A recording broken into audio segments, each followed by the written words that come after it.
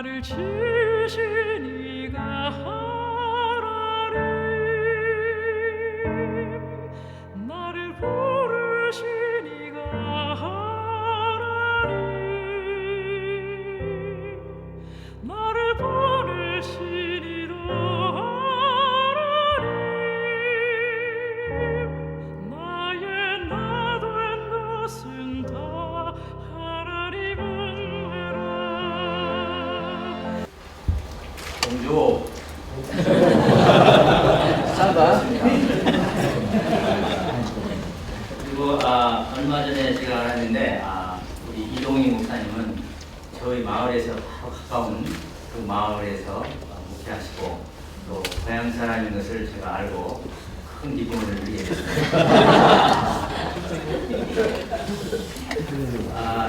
저는 이 자리에 뭐 제가 많이 알아서 섰다는 것보다는 사실은 제가 그 현지에서 느끼고 또 배운 거 그것을 단순하게 나누고자 여기 왔습니다. 그래서 이번 포럼, 그러니까 이번 제목이 이제 포럼이죠. 이제 오늘 강사님들이 고명함을 해주시고 또 말씀 말씀 주셨는데 포럼은 진짜 이 주제를 우리가 다루는 거죠. 그래서 그 서구 아프리카 오신 선교사님과 저도 한국에서 미국으로 선교를 왔는데 제가 그 경험했던 실질적인 것들 그런 것들을 나누고 또 은혜받고자 합니다. 기도하겠습니다. 전사하신 하나님 아버지, 저희들이 무엇이 반대 천사들 흠모할 선교사의 직분을 허락하시고 사도 바울처럼 주님의 빛으로서 또 소금으로서 이방 땅에서 주님의 지상 명령을 순종하고자 이제까지 뛰었습니다. 주님, 서구 아프리카 프랑코 미션 선교사님들 위로하여 주시고 재충전하여 주시고 또 건강한 흥신도 선교의 주제를 통해서 새로운 패러다임과 또 새로운 활성화, 선교 활성화를 주님께서 친히 이루어 주시옵소서. 예수님의 이름으로 기도하였습니다. 아멘.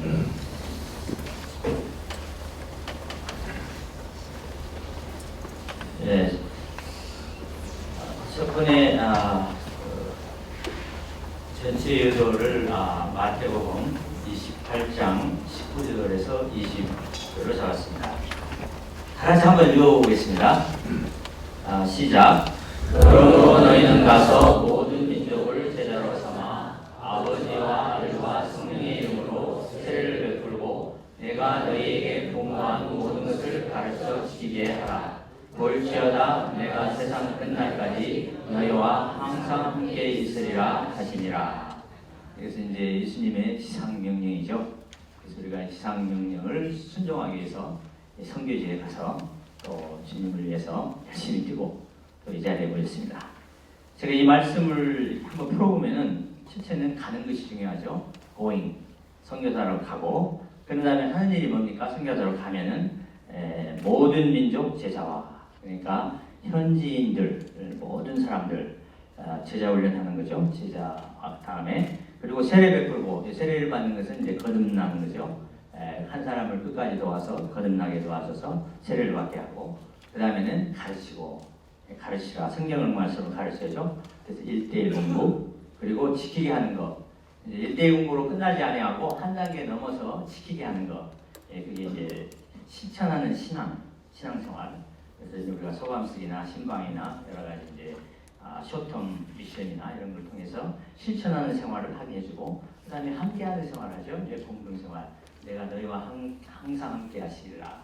그래서 양들을 우리가 항상 함께해서 예수님을 배울 때까지 이제 수고를 감당하는 것이 이제 우리의 저기죠. 그래서 제가 그 자비량 선교를 한번 생각해 봤는데 자비량 선교는 정말 성경에 주신 하나님께서 주신 보화가 아닌가. 21세기에 정말 보화가 아닌가 이렇게 생각이 듭니다. 그래서 여기 보화가 있는데 일단 한번 열어봐야죠. 이 보화를.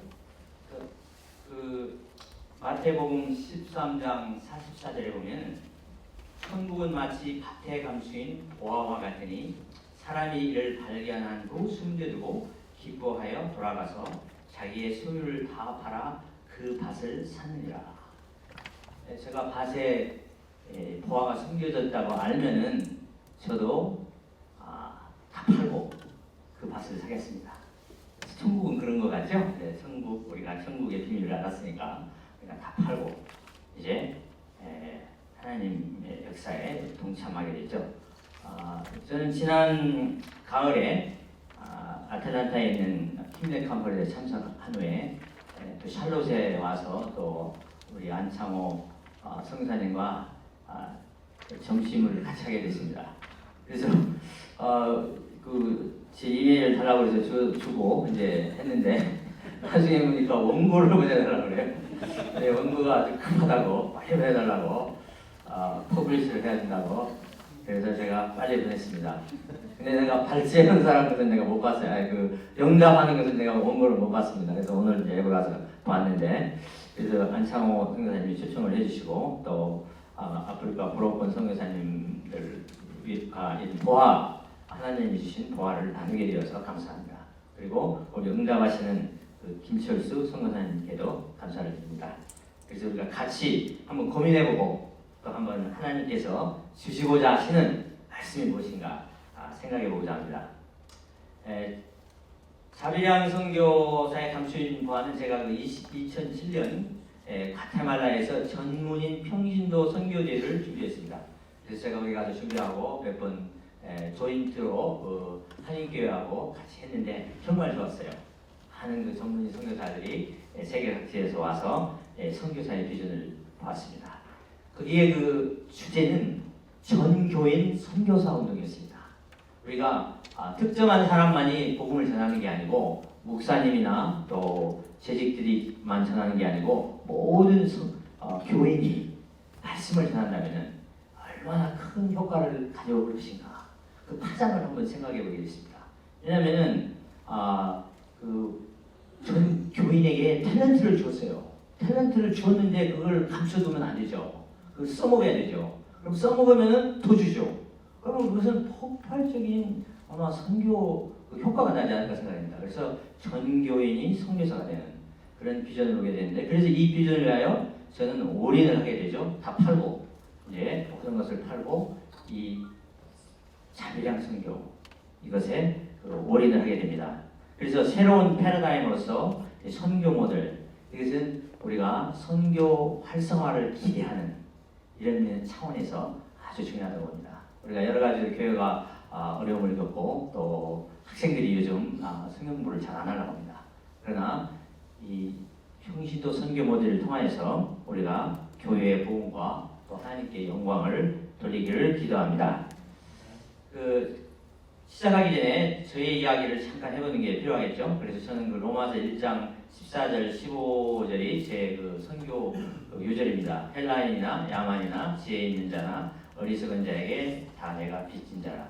그러면 나는 할 수 있는 대로 로마에 있는 너희에게도 복음 전하기를 원하노라.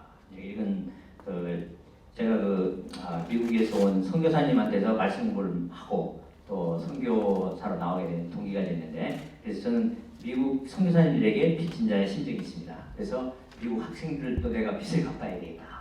그런 심정으로 이제 미국 학생들을 도왔고, 지난 30여 년 동안 워싱턴, 미국의 수도인 워싱턴에서 현재의 로마라고 하죠. 거기서 사역을 하게 됐습니다. 그래서 이 요절로 제가 항상 생각을 하고, 그리고 이제 부르심에 대해서는 제 본명은 이일성입니다. 그래서 김일성이를 많이 생각하는데 왜 또 김일성이랑 이름이 같은가?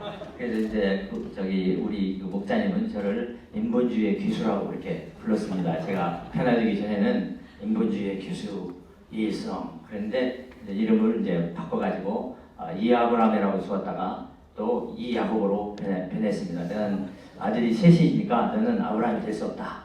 그래가지고 이야곱으로 또 바꿨는데, 근데 제가 아들을 또 이아브라함으로 지어고 보니까 내 아들이 내가 그 손자뻘 두 번째 또 밑에 중손자뻘이 되더라고. 그래서 어디 가서 아들 얘기를 못합니다. 아브라함과 이제 야곱인데, 그리고 저는 전북 전주에서 태어나고 또 한국 전쟁 때 제가 고아가 됐습니다. 4살 때 아버지가 엄마가 다 공산주의의 학살을 당했습니다. 그래서 이제 고아가 됐는데, 그러나 이제 1970년 대학 시절 UBF의 1대1 성경부를 통해서 예수님을 만나고 1975년 믿음의 가정을 이뤘습니다. 저기 에스 사모님이 여기 와 계신데, 그래서 지난 38년 동안 아주 저를 기도해 주시고 아주 잘 이렇게 하나님 역사의 동역자로 세워주셨습니다. 그리고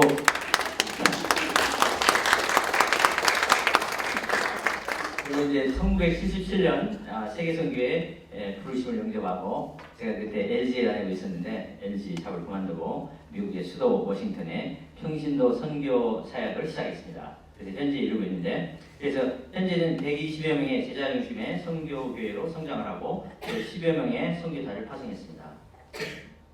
처음에 여기 왔을 때 이제 세 가정이 시작했는데, 아파트에서 바울이 그 새집에서 시작한 것처럼 이제 조그만 그 새방을 얻어서 시작을 했습니다. 세 가정이 시작을 했는데, 지금은 이제 워싱턴 UBF 처치가 됐죠. 그래서 이제 지금은 큰 센터가 있게 되고, 또 앞으로 이 증축을 해가지고 이제 그 비전을 가지게 됐습니다. 그래서 세계 선교를 할 수 있는 이런 준비를 하나님이 해주신 것 같습니다. 그래서 이후에 이제 들어가면서 저는 항상 그 선교라고 말하면은, 선교는 하나님의 마음입니다. 인류가 타락했을 때 하나님은 아브라함 한 사람을 부르시고 모든 백성을 구원하고자 하시는 계획을 가지고 있습니다. 하나님은 이게 한 민족의 하나님은 아니시죠. 모든 민족의 하나님이시기 때문에 all people. 하나님은 all people를 아브라함 한 번을 부르셨을 때 먼저 생각을 하고 계셨어요. 그러니까 선교는 벌써 시작된 거예요. 그때 인간이 타락해도 또 바벨 타워를 쌓고 대적했을 때부터 하나님이 선교 마음을 가지고 계셨죠.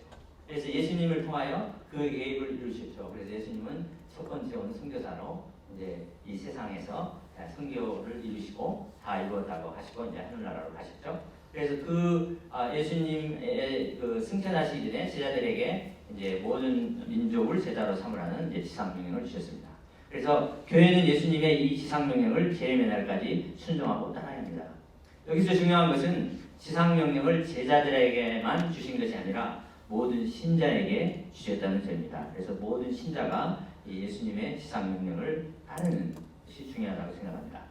그리고 3부에 가서 UBF 평신도 선교의 의미와 방법, 그리고 태동과 성장에 대해서 잠깐 살펴보겠습니다. 왜냐하면 이것은 뿌리를 알아야 우리가 UBF가 어떻게 시작되는가, 그것을 알아야 우리가 UBF 하는 일을 이해할 수가 있기 때문에 잠깐 제가 말씀드리겠습니다. 그 1960년 그 4.19와 5.16 그 혁명의 정치적 그 혼란기에 방황하는 캠퍼스 지성인들을 불쌍히 여기시고 고 이사무엘 선교사님과 미국 남장로교회에서 한국으로 파송된 베사라 선교사님을 세우셔서 캠퍼스 복음 역사를 시작하였습니다. 광주 학생 독립운동이 일어난 지 32년 만인 1961년 9월 1일 전남 광주에서 전남대와 조선대를 중심으로 UBF 학생 복음운동이 시작되었습니다. CCC나 또 내비게이로 IDF와 같은 선교단체들이 외국에서 시작되어 한국으로 확장된 운동인 반면 UBF는 한국에서 시작하여 세계로 뻗어나간 선교단체라는 점에서 독특하며 그 역사 방법 면에서도 새로웠습니다. 그러면 UBF는 한국 토종 선교단체라고 볼 수가 있죠. 한국에서 시작해서 또 세계로 나간 이런 그 역사적인 배경이 있습니다. 그래서 제가 한국에 가서 미국에 있을 때 국제시장이라는 영화를 봤습니다. 국제시장 본 분 있습니까? 네, 봤죠. 감동적이죠, 아주. 그래서 그 국제시장이라는 영화를 보면은 그 경제 개발을 위해서 독일과 월남 등의 한국 인력을 보내는 것을 볼 수가 있죠. 그래서 UBF는 독일로 가는 간호사들을 선교 훈련을 시켜서 평신도 선교사로 파송을 했습니다. 그리고 미국으로 이민 가는 간호사, 의사들을 훈련시켜서 평신도 선교사로 분양으로써 평신도 선교의 개척의 불을 당기게 됐습니다. 그래서 현재까지 UBF는 세계 90여 개국에 1,700명의 평신도 선교사를 파송했습니다. 아주 지역별로 아주 다양하게 가 있습니다. 그래서 평신도 선교의 그 성경적 모델을 보면 자비량 선교는 이름 그대로 자기 비용으로 at his own expense, 자기 돈을 쓰면서 at his own charge 선교 사역을 섬기는 것입니다. 성경에서 대부분의 하나님의 종들은 자비량하였습니다. 이들 중 대표적인 자비량 선교사를 예를 들면 첫째, 아브라함. 아브라함은 목축을 하는 평신도였습니다. 하나님은 그를 통해 만민 구원 역사를 이루시고 또 먹는 문제도 친히 해결해 주셨습니다. 둘째, 요셉과 다니엘. 요셉은 예굽에 팔린 신세였지만 하나님을 의지하고 충성스럽게 자기 일을 하였을 때 예굽의 총리가 되어 만민 구원 역사를 섬길 수 있었습니다. 가족들도 목축에 대한 자긍심을 가지고 자리받으러 왔습니다. 다니엘 또한 하나님의 종으로서 우상 숭배에 타협하지 않은 절대적인 믿음으로 중심을 지켜 이방 세계에 살아계신 하나님의 이름을 드러내고 영향력 있는 평신도 선교사로 쓰임을 받았습니다. 그리고 우리가 사도 바울을 빼놓을 수가 없죠. 사도 바울은 그는 자비량 선교의 신약의 아브라함이라고 할 수 있습니다. 그는 성경 역사상 가장 위대한 전문인 자비량 사도가 할 수 있습니다. 사도행전 18장 3절을 보면 생업이 같음으로 함께 살며 일을 하니 그 생업은 천막을 만드는 것이니라. 브리스라, 아필라 그리고 같이 천막을 만들며 자기 셀프 서포트를 하면서 세계 선교를 이뤘죠. 바울같이 세계 선교한 사람 없죠. 그렇지만은 자기가 생업을 하면서 또 했다고 합니다. 그래서 바울은 필요한 경우에는 자신이 개척한 교회에서 후원금을 받기도 했지만 원칙적으로 자비량을 하였습니다. 그러니까 UBF 모델은 그러니까 일하며 성경 가르치는 자비량 성경 모델이죠. 일하며 성경 가르치는 자비량 성경 모델. 그래서 우리가 그 뿌리가 이제 사도 바울에게서 찾아볼 수 있습니다. 그러면 평신도 선교의 의미가 무엇인가? UBF 평신도 양성과 파송 역사가 교회사적 측면에서 갖는 의미는 혁명적이라고 볼 수 있습니다. 이 선교 모델은 사도 바울의 선교 정신과 일치하며 어떤 제약도 받지 않고 일반 성도들이 세계 선교 일선에 파송될 수 있다는 점에서 21세기에 제한된 선교 장애를 극복할 수 있는 하나님이 주신 특별한 방법이라고 볼 수 있습니다. 50년 전만 해도 한국은 선교 대상국에 지나지 않았습니다. 유교동란 이후 한국은 황폐화되어 의료선교, 교육선교 등 선교사들의 도움을 많이 받았습니다. 그러나 이제 복음을 역수출하고 있습니다. 복음이 동쪽에서 서진을 시작한 것입니다. 이것은 아주 중요한 것이죠. 복음이 동쪽에서 서쪽으로 가는, 서구로 가는. 그래서 그 서진을 시작했는데 하나님은 지난 50년 동안 UBF 역사만 축복한 것이 아니라 우리나라 정치적으로, 경제적으로 축복하셔서 국제사회에서 위상이 증진되고 선진국 대열에 들어가도록 하셨습니다. 이제 우리가 하나님께서 주신 제4장 나라의 사명을 감당하기 위해서 평신도 선교 운동이 절실히 필요합니다. UBF 평신도 선교사는 전문직을 가진 사람이나 유학생으로 공산권이든 회교권이든 어느 나라 갈 수가 있습니다. 전문 직업인으로서 스스로 물집을 잘 가기 때문에 적은 비용으로 많은 선교사를 파송할 수 있는 장점이 있습니다. 이러한 자비량 선교는 훌륭한 선교 모델이 되고 있습니다. 그러면 선교 대상은 그럼 누가 되겠습니까? 그러니까 대학생 선교의 선교회 유니버시티 바이블 펠로우십. 그러면은 유니버시티가 실제 들어가잖아요. 그러니까 유니버시티가 들어가기 때문에 선교의 대상은 학생입니다. 선교의 대상은 물론 다른 분도 하죠. 그러나 주체는 대학생 선교를 합니다. 그래서 대학생들은 이제 10대 말에서 20대의 청년들입니다. 아주 에너지가 있고 비전이 있고 젊음이 있죠. 이들은 감수성이 예민하며 진리에 대한 수용성이 높습니다. 복음에 대한 수용성 역시 높습니다. 그들은 그리스도를 만나기만 하면 진리를 위해 기꺼이 몸과 마음을 바쳐 충성할 수 있는 열정적인 세대들입니다. 그들은 신분에서 자유롭고 기꺼이 모험을 할 만큼 도전적이며 또 장래의 각 분야의 엘리트가 될 수 있는 사람들입니다. UBF 멤버 중에서 그 평신도 선교사 중에서 대사가 되신 분도 있고 또 미래 대통령은 아직 없는데 미래 대통령도 나올 수 있겠죠. 그리고 교수들은 아주 많습니다. 교수들도 많고 국회의원들도 많아요. 저는 그 황우여라고 아십니까? 혹시 여러분은 그 현재 여당의 그 국회의원 하시다가 지금 뭐 복지부 장관인가 하시는데 그분도 UBF에서 성경 공부를 했다고 합니다. 그래서 뭐 의사, 간호원, 전문직 이런 모든 분들이 이제 젊은 시절에 성경을 공부하고 믿음을 살기로 하는 크리스천인 거죠. 그래서 대학은 사회와 국가 그리고 교회의 미래를 이끌 지도자를 양성하는 것이라는 점에서 대단히 중요합니다. 현재 한국의 4년제 대학은 215개이며 학생들은 30만 명이나 300만인가요? 네, 300만 명이나 된다고 합니다. 대학은 결코 우리가 가볍게 여길 수 없는 평신도 선교의 장이요 세계 선교의 오판이기도 합니다. 대학은 해마다 졸업생들이 나가고 신입생들이 들어오므로 늘 새로운 사람들이 들어온다는 점에서 더욱 그럽니다.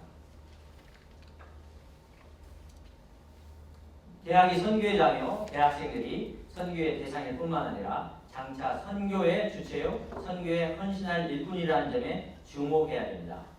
저는 그 스티판 러츠라는 그 미국의 저명한 그 학생운동가가 쓴 그 저서가 있습니다. 이 저서에서 칼리지 미니스트리 인 포스트 크리스천 컬처에서 미국은 세계에서 6번째 되는 큰 선교제라고 말했습니다. 칼리지 가보면요 성경을 모릅니다. 미국 학생들 전혀 몰라요. 왜냐하면은 그분들은 그 성경 공부를 해본 적이 없기 때문에. 그래서 미국이 이제는 선교 대상국이 된 거죠. 선교를 보내는 보내는 나라에서 선교의 대상이 됩니다. 그래서 호성기 목사님의 Here and Now 모델과 일맥상통하죠. 그래서 현재 우리가 그 대학생들을 이제 선교의 대상으로 보고 있습니다. 그리고 그 교회사적 의미는 그럼 어떻게 보겠습니까? 그 교회사를 살펴보면 대학생들이 끼친 영향은 지대합니다. 18세기 독일의 할레 대학과 영국의 캠브리지 옥스퍼드 대학 그리고 19세기 초 미국의 윌리엄스 대학에서 일어난 대학생 복음운동은 아주 큰 파장을 일으켰죠. 오늘 그 강사님 한 분 중에 헤이스텍 무브먼트가 그 학생들에게서 시작된 운동이었고 그리고 예수님도 젊은 12제자를 청년들을 제자로 세우시고 그들을 통해서 이제 세계 선교를 이루신 거죠. 그래서 청년들은 다음 세대 교회 지도자로서 크게 기대가 됩니다. 그리고 또 대학이 우리가 중요한 것은 그 위기 시대 그러니까 대학생 제대 양성의 위기는 곧 교회의 위기요 세계 선교의 위기라고 할 수 있습니다. 왜냐하면은 다음 세대 지도자들을 양성해야 되는데 대학생들이 없으면 다음의 지도자를 우리가 기대할 수가 없죠. 그래서 그게 위기가 오기 때문에 그 대학생 선교를 우리가 포기할 수가 없는 것이죠. 그래서 그게 아주 중요한 자리를 차지합니다. 그래서 저는 이제 여기서 UBF가 왜 건강한 자비랑 선교를 할 수 있던 요인이 무엇인가 그걸 생각해 봅니다. 그래서 가만히 생각해 보니까 이것은 1대1 성경 공부입니다. 성경 광고에 1대1이 나오는데 1대1 성경 공부는 아주 중요합니다. 그 1대1 성경 공부는 한 사람에게 말씀을 전하고 또 한 사람을 양에서부터 목자로 또 목자로부터 선교사로 기를 수 있는 그때까지 목양을 하는 겁니다. 한 번 공부를 하는 게 아니고 일생 동안 한 번 관계를 맺으면 일생 동안 관계를 맺는 목자와 양과의 관계를 맺게 됩니다. 그래서 1대1 사역의 중요한 점은 1대1은 대화라는 겁니다. 두 사람이 성경 선생과 그 학생이 둘이 앉아서 대화하는 거예요. 모든 것을 다 얘기하게 되죠. 그래서 문제가 있으면 다 얘기를 하고 또 그 성경 선생은 들어주는 게 중요해요.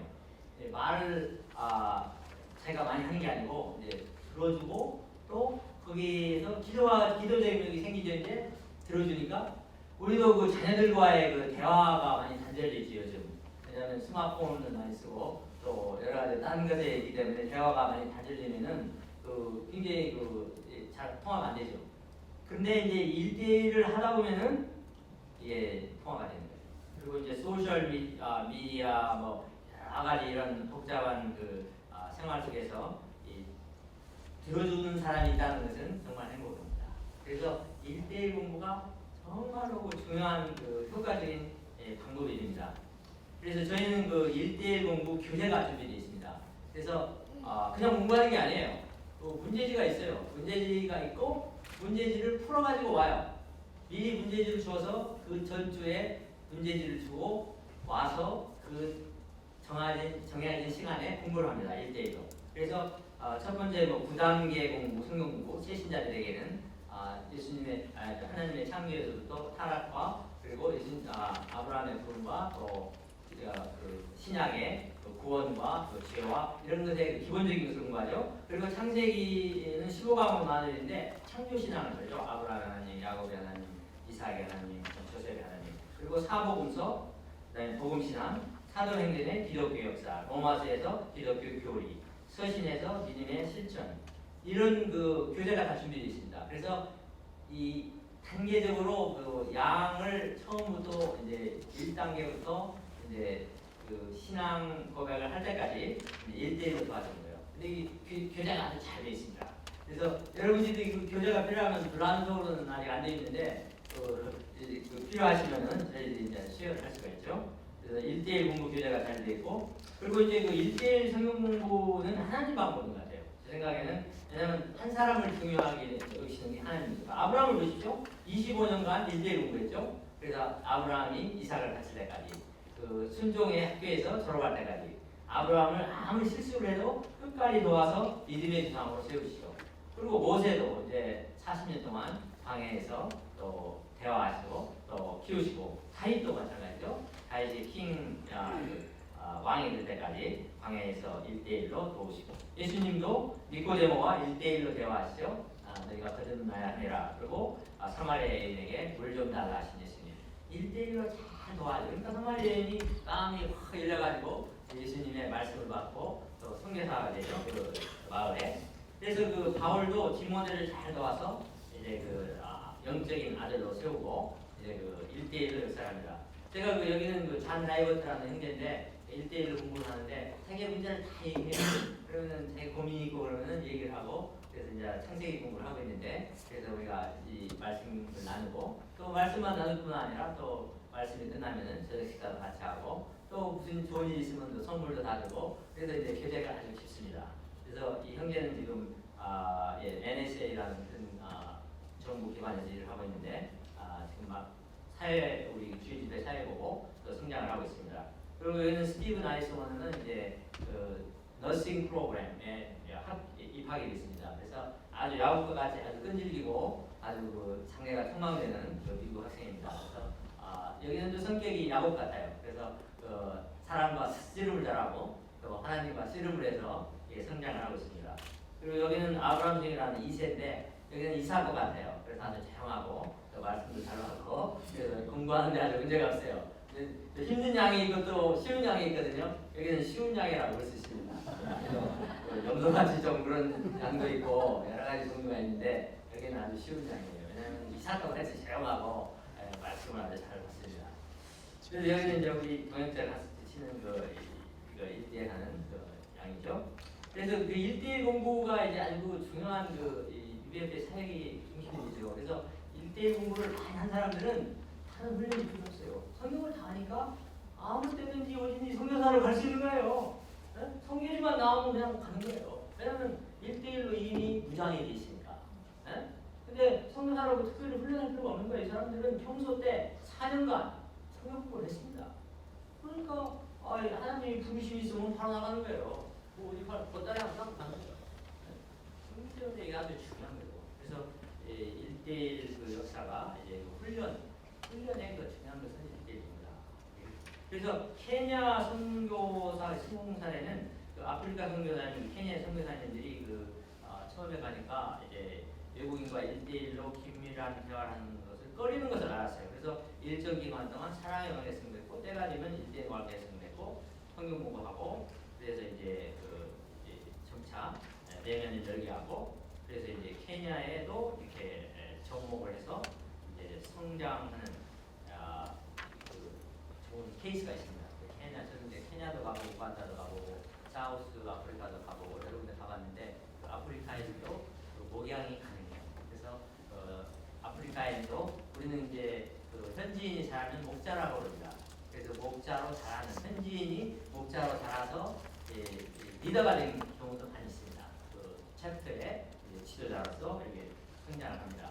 그래서 이제 케냐가 이렇게 그 아프리카로 이제 많은 그 성공 사례도 들어가고, 그리고 이제 1:1 공부의 모슬렘권 이슬람권 선교의 그 제자 양성 방법도 이제 할 수 있다는 그런 이제 케냐를 통해서 우리가 많이 봤습니다. 그래서 이슬람권도 선교에도 UBF의 제자 양성 방법이 열매를 거둔다는 좋은 선례를 남겼습니다. 그러니까 결국은 어느 곳에 가나 사랑이 필요해요.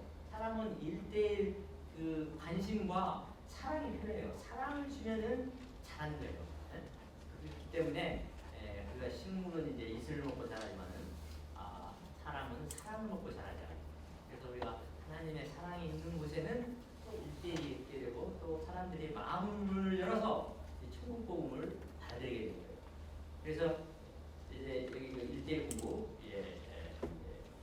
있습니다. 그리고 이제 팀 사역에 대해서 그 아까 김철수 성교사님께서 물어보는데, 그 팀 사역은 그 1:1로 시작하는 것으로 충분하지 않습니다. 그래서 팀으로 그 제자 양성하는데, 그래서 그 세대차 커뮤니케이션 이런 것이 있을 때 그 팀으로 만들어서 오케이. 그래서 이제 그 4~5명 정도로 이렇게 그 팀을 해서 피어 프레셔를 이제 극복을 합니다.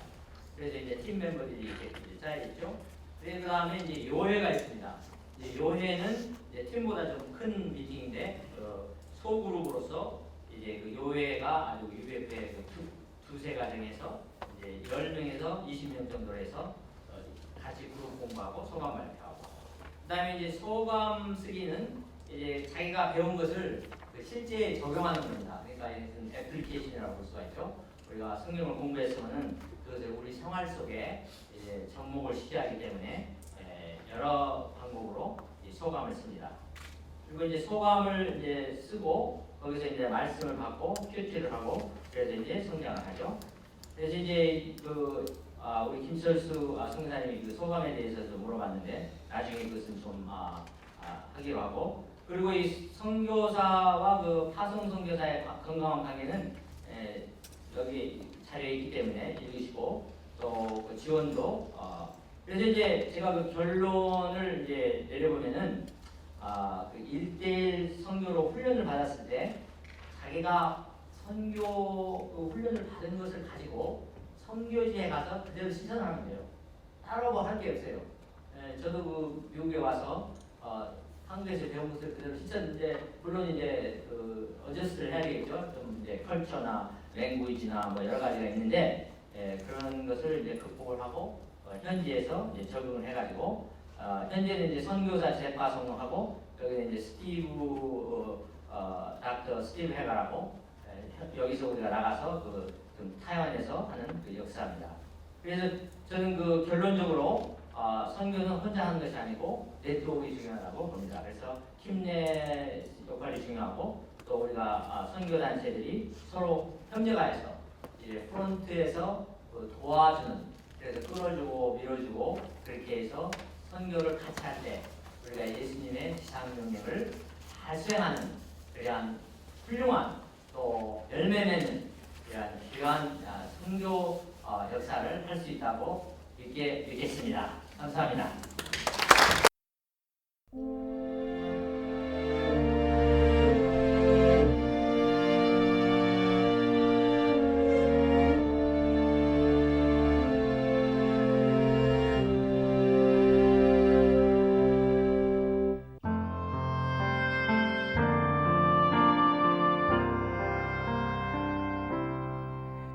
나를 지으신 이가